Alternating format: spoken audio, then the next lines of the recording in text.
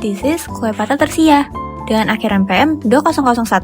Nama aku Nyayu Aleolia dengan NPM 25110120119. Nama saya Farel Sampirosi dengan NPM akhir 007. Saya Nadiri Gita Putri dengan NPM 2511012033. Aku Darul Edward dengan NPM 2511012082. Nama saya Luisa Lea Denova dengan NPM 25110120113. Oke, sekarang kita ke tujuan pembelajarannya dulu. Pertama, kita main tahu apa itu sistem kerja berkinerja tinggi dan elemen-elemennya apa aja, juga hasilnya. Kedua, kondisi apa yang menciptakan sistem kerja yang berkinerja tinggi. Ketiga, bagaimana MSDM dapat berkontribusi kepada kinerja yang tinggi.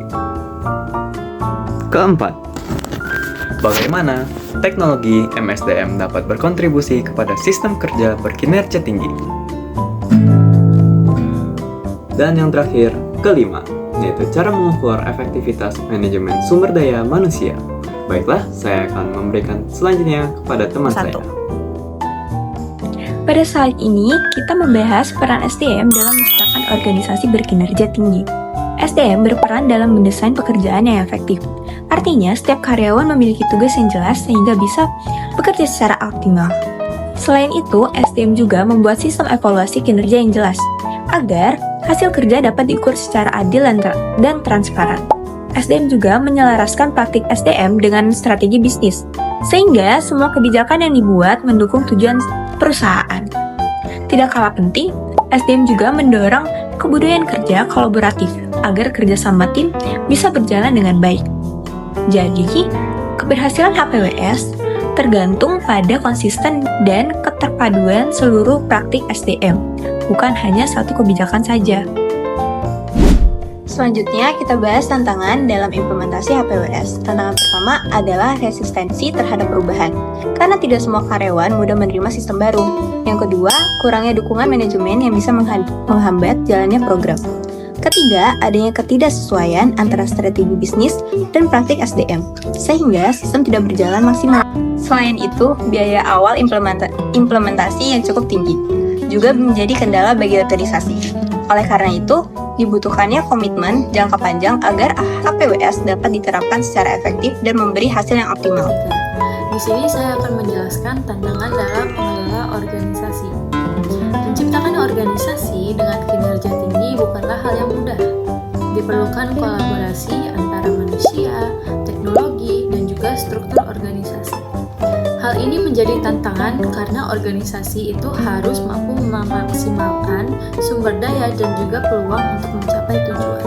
Ada beberapa elemen penting dalam organisasi, yaitu manusia atau sumber daya manusia, teknologi, struktur organisasi, proses kerja, dan juga budaya organisasi. Semua elemen ini itu saling berhubungan dan harus bekerja secara selaras agar organisasi itu dapat berjalan dengan lancar dan dapat mencapai tujuan organisasi tersebut. Selanjutnya, kita akan masuk ke dalam konsep dari High Performance Working System atau HPWS. HPWS sendiri secara konsep adalah cara mengelola karyawan dengan menggabungkan berbagai praktik SDM supaya mereka bisa bekerja lebih maksimal. Jadi bukan cuma fokus ke satu hal seperti rekrutmen saja atau pelatihan saja, tapi semuanya disusun jadi satu sistem yang saling mendukung.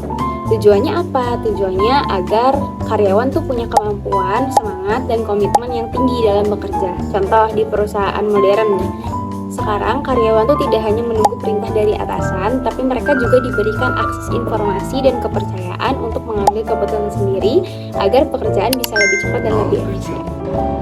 Nah, selanjutnya aku bakal kasih tahu kalian ada 5 elemen kunci untuk menentukan keberhasilan dari HPWS. Elemen-elemen ini memiliki keterhubungan satu sama lain untuk menciptakan HPWS atau High Performance Work System.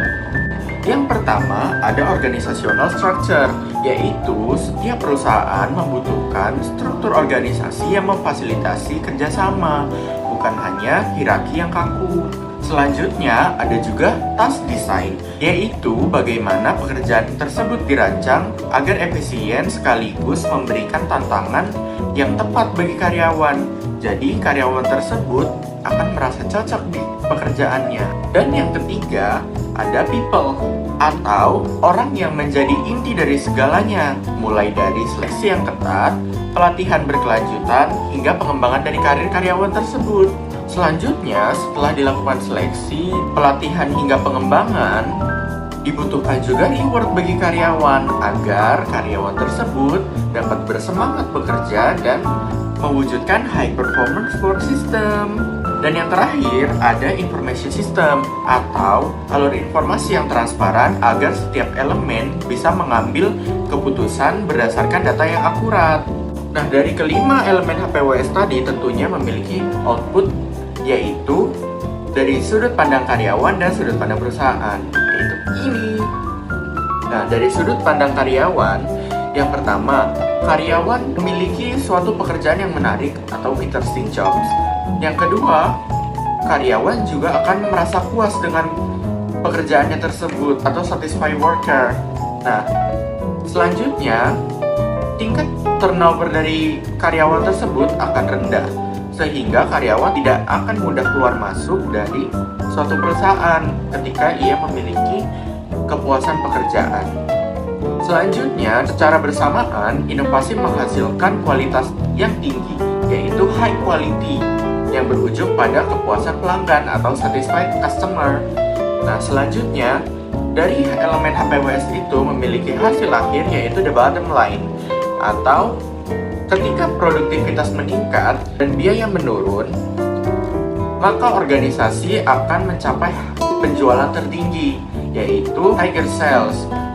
Dan tentunya ketika perusahaan mendapatkan penjualan tertinggi pada puncaknya, perusahaan juga akan mendapatkan keuntungan tertinggi, yaitu higher profit.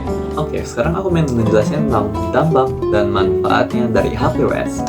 Harus diingat, tapi ini cuma dapat kalau HPWS-nya diterapin dengan baik ya. Oke, pertama kita meningkatkan produktivitas dan kualitas. Nah, kalau HPWS-nya ini jalan banget, sistem dan timnya ada, ya pasti semua udah tahu goal mereka apa, jadi produktivitasnya bakal naik dan kualitas dari karyawan kita juga pasti tinggi karena kita selalu improve skill mereka. Kedua, mengurangi turnover. Mungkin ini dari sisi karyawannya, kalau mereka selalu di challenge, mereka selalu skillnya ditambahin terus, mereka bakal nggak bosen. Lalu kita juga bisa ngelakuin hal yang namanya rolling, dimana ya mereka bisa melihat semua perspektif dari usaha kita. Ketiga, meningkatkan kepuasan dan keterlibatan karyawan. Harus diingat, HPWS ini bukan kita ngambil satu orang lalu kita improve skill dia sampai dia jago banget. Tapi kita itu ngebuat sebuah sistem lingkungan di mana kita itu sebuah tim yang membantu usaha ini untuk sukses. Dan yang terakhir yaitu memberikan keunggulan kompetitif yang berkelanjutan. Kalau kita lihat semua manfaat sebelumnya, yaitu meningkatkan produktivitas dan kualitas, mengurangi turnover, lalu meningkatkan kepuasan dan keterlibatan karyawan, ya itu keunggulannya tinggi banget. Lalu ditambahin dengan waktu, ya pasti bakal compound lah ya. Jadi kesimpulannya, organisasi yang berkinerja tinggi gak terbentuk secara kebetulan, tetapi melalui sistem sumber daya manusia yang terintegrasi dan strategis. Saya berikan Aku akan menjelaskan topik selanjutnya, yaitu tantangan dalam pengimplementasian HPWS. Nah, tantangan yang pertama yaitu resistensi terhadap perubahan. Banyak karyawan yang menolak perubahan dikarenakan mereka sudah nyaman dengan cara kerja lama mereka. Jadinya ketika ada sistem baru, mereka menolak karena merasa ribet atau takut gagal. Yang kedua itu kurangnya dukungan manajemen. Jadi kalau manajemen atau dari atasan itu nggak support, sistem ini bakalan nggak jalan atau susah jalannya karena keputusan terbesar itu kan dari atasan. Jadi kalau misalkan dari manajemennya aja nggak support, implementasinya bisa setengah-setengah. Yang ketiga itu ada ketidaksesuaian strategi dan praktek dari SDM-nya. Jadi ada kadang strategi perusahaan sama praktek SDM itu nggak sejalan. Jadi maksudnya kayak ada perusahaan yang mereka mau maju, cuman cara mengelola karyawan itu tuh masih jadul, jadinya kayak gak nyambung gitu. Yang keempat selanjutnya yaitu biaya awal yang cukup besar atau cukup tinggi, karena butuh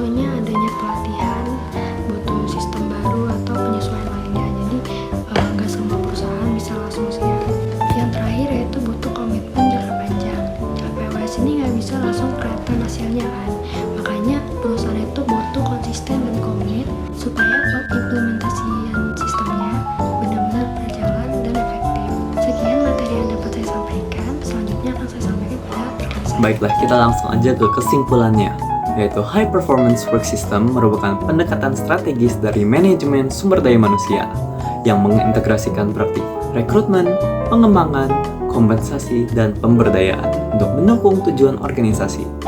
Keberhasilannya ini bergantung pada keselarasan antara strategi bisnis dan kebijakan SDM serta komitmen jangka panjang dari manajemen.